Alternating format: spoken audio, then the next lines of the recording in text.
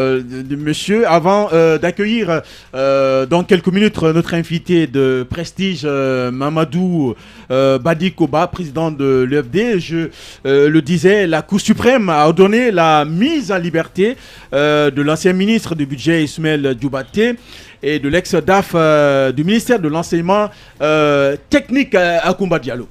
Oui, monsieur Zakaria Kamara, au cours de son audience du 12 avril 2022, la Chambre pénale de la Cour suprême a pris l'arrêt numéro 001, si vous voulez, portant confirmation de la mise en liberté de M.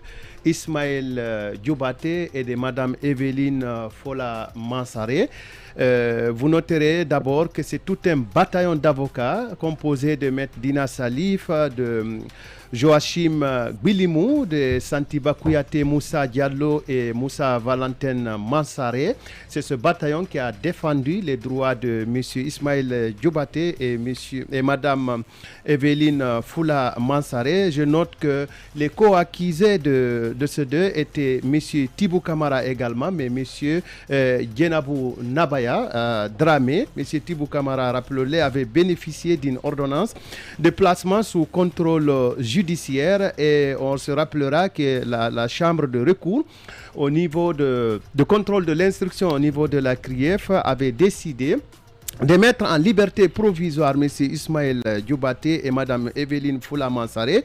C'est ainsi que le 25 février 2022, monsieur le procureur spécial près la CRIEF avait introduit un recours en cassation et en annulation de cette ordonnance rendue selon lui en violation de l'article 11 alinéa 2 de l'ordonnance 007 du 2 décembre 2021 portant donc création et attribution de la CRIEF, mais les défendeurs, donc les avocats conseils de M.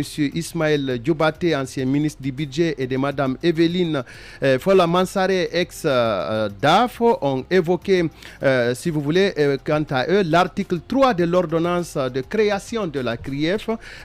L'article 3, suivant les termes duquel article, ils ont dénoncé la procédure. Ils ont appelé en la forme à l'irrécevabilité du pourvoi en cassation tiré de la violation évoquée par monsieur le procureur spécial. Ils ont demandé la déchéance de monsieur le procureur spécial près la CRIEF, là aussi tiré de la loi sur la Cour suprême, et ils ont demandé, si vous voulez, le rejet de la cassation demandé par monsieur le procureur spécial près de la CRIEF. Ils ont également demandé l'irrécevabilité que déchu de son pouvoir en cassation.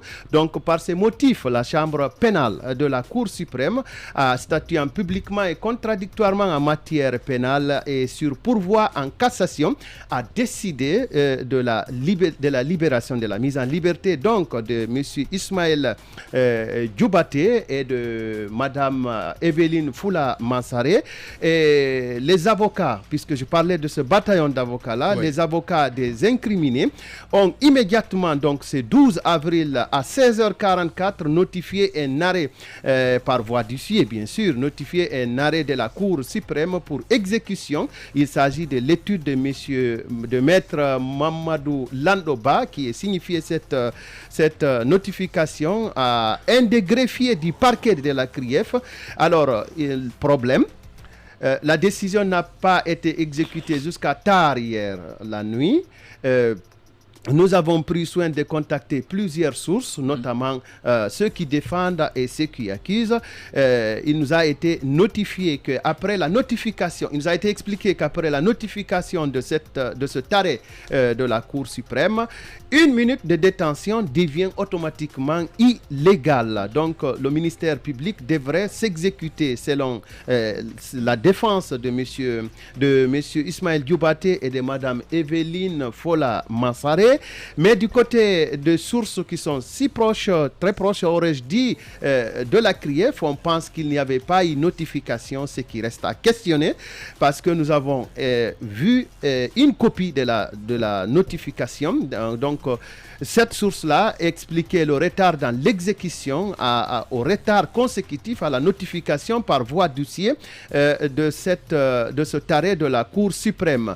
Et ensuite, des sources consultées, des sources judiciaires consultées bien sûr, estiment que désormais le titre foncier portant sur un immeuble qui a été déposé comme étant la caution pour la mise en liberté provisoire des deux anciens prisonniers, permettez-moi le terme, puisque la Cour suprême en a décidé autrement, de deux anciens prisonniers devraient être évalués par un expert compétent en la matière pour voir si le titre foncier, donc l'immeuble sur lequel porte le titre foncier, répondrait à la valeur de 5 milliards de francs guinéens exigés au titre de la caution pour leur mise en liberté en attendant le procès. Voilà un tout petit peu ce qu'on peut dire. Ce qui est clair, c'est que les avocats sont déterminés à obtenir la mise en liberté de leurs clients aujourd'hui. Sinon, ils exploreraient toutes les pistes possibles pour faire respecter la décision, l'arrêt, aurais-je dit, de la Cour suprême. Et que faut-il en retenir, Akumba? L'incompréhension est grande même de mon côté, parce que après la délibération rendue par la Cour suprême, je pensais que la décision devrait être exécutée à la minute. De toutes les façons, chacune des parties campe sur son arsenal d'arguments. Mais ce qui est clair, c'est que les avocats de la défense ont notifié, en tout cas hier, sur la base du document que nous avons consulté, au parquet près de la CRIEF, de l'arrêt portant mise en liberté de M. Ismaël Diobaté et de Mme Evelyne Fola Mansaré. Et les termes de l'arrêt de la Cour suprême sont extrêmement dur, parce que l'arrêt décide que non seulement monsieur le procureur près la CRIEF, mais c'est le procureur spécial, sa demande est irrécevable, mais qu'il est déchu de ce pourvoi.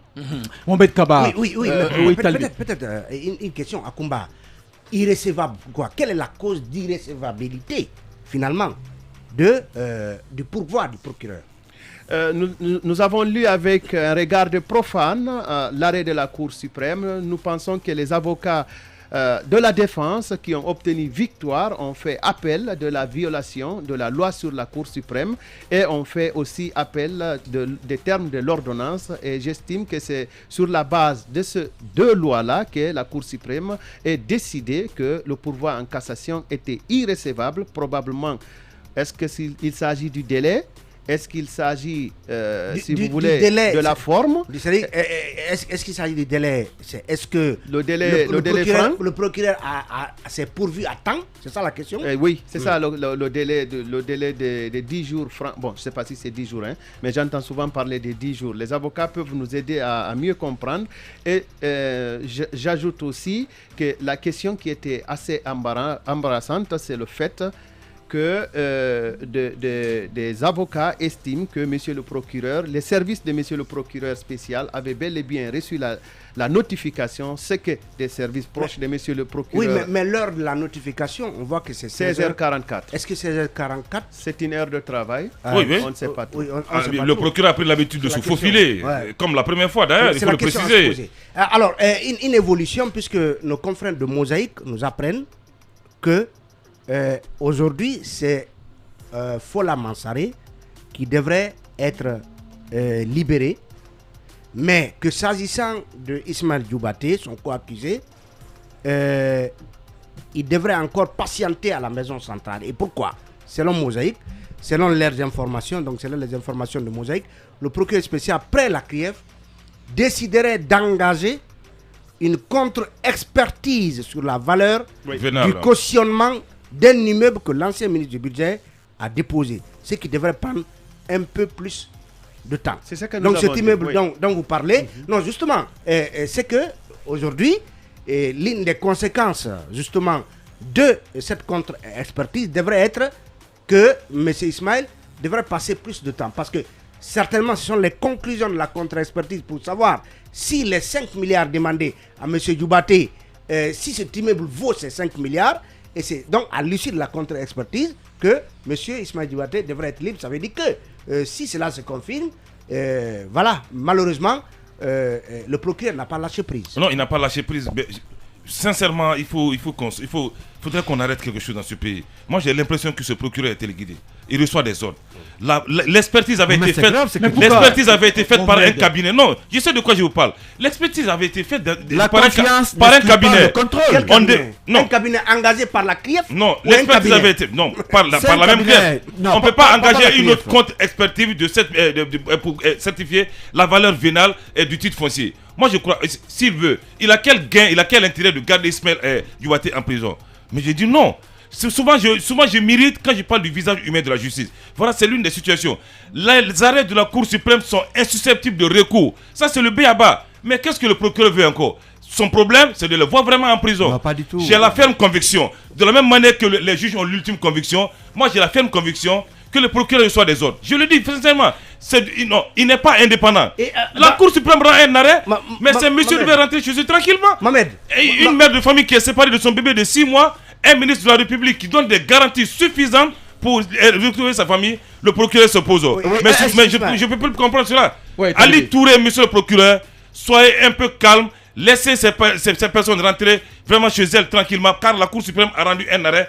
La contre-expertise ne passera pas parce que les avocats... Vous calmez-vous, laissez... Mais c'est humain. La justice doit faire ça. Zakaria, il faut reconstituer les faits. Pourquoi le procureur s'était pourvu?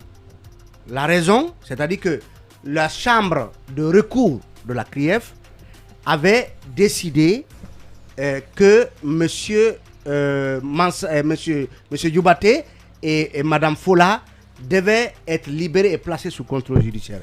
Le procureur a estimé que sur 3 membres de la chambre de recours, c'est un seul qui a siégé, le président de la chambre de recours, et il estime donc que les décisions de cette chambre sont collégiales, et le président de cette chambre a décidé à siéger de façon unilatérale et décider de façon unilatérale. Donc c'est la raison pour laquelle le procureur a saisi donc la Cour suprême. C'est pour faire respecter la procédure. Voilà, donc la Cour suprême l'a débouté comme on le voit, même si on ne sait pas justement les raisons évidentes pour lesquelles il a été débouté. On a déclaré son pourvoi irrécevable et déchu de la possibilité de son pouvoir. Mais il faut des explications plus claires parce que c'est une sorte de revers pour le procureur dans cette affaire. Je pense on l'admet. Et donc la conséquence devait être la libération d'Ismaël. Maintenant la question, parce qu'ici, il faut qu'on arrête de faire croire que le procureur est sans cœur. La raison, la question à se poser, est-ce que, au nom de la contre-expertise que le procureur voudrait faire sur l'immeuble, au nom de cette contre-expertise, Ismaël doit-il continuer encore à être en prison? C'est la question. Et je pense que ce sont les hommes de droit qui peuvent répondre. Il ne doit pas être en prison. Oui, Talibé a parlé de revers, même si pour le moment, la réputation du procureur, à mon avis, demeure inoxydable. Maintenant, c'est pas entamé. C'est pas entamé. Même y compris la procédure, parce qu'il faut bien expliquer aux gens que cela n'enterre pas l'affaire. Le procès. C'est la liberté. Le procès. Parce que vous savez, Zakaria, je ne vous apprends rien. Les procédures judiciaires sont sinueuses. C'est une sorte de montagne russe. Les va-et-vient. L'affaire Urba, par exemple, en France, qui impliquait l'OPS dans les marchés publics, tout ça. Ça a éclaté en 98. Jacques Chirac n'a été condamné, plutôt quelque chose, comment dirais-je, en 2011 quand il a quitté. Plutôt l'affaire des emplois fictifs. L'affaire Urba, ça c'est Mitterrand. Donc l'affaire des emplois fictifs à la mairie de Paris. Voilà, donc lui il n'a été condamné qu'en 2011 quand il n'était plus président. Donc tous ces dossiers-là, les gens s'attendent à ce que les condamnations suivent immédiatement, alors que ça peut prendre 10, 20, 30 ans. La justice n'a que 2 vitesses, elle n'est jamais pressée. Bien, merci, vous écoutez Mirador, 9h36.